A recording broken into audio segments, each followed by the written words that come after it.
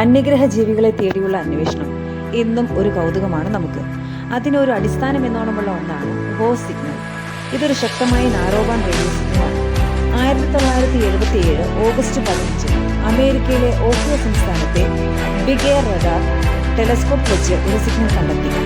ഈ സിഗ്നൽ ധനുരാശി അഥവാ സാഗിറ്റേറിയസ് കണ്ടൻസേഷന്റെ ദിശയിൽ നിന്നുമാണ് വന്നതെന്ന് കണ്ടെത്തി.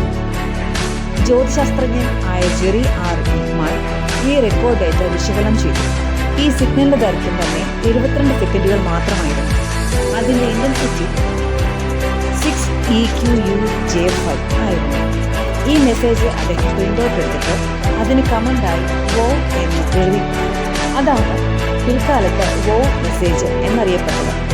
എന്നാൽ അതിനുശേഷം പിന്നീട് ഇതുപോലൊരു മെസ്സേജ് ലഭിച്ചിട്ടില്ല. ഇനിയും വരും കാലങ്ങളിൽ ഇതുപോലുള്ള മെസ്സേജുകൾ കിട്ടുവാനായി ശാസ്ത്രം ഉറ്റുനോക്കുകയാണ്.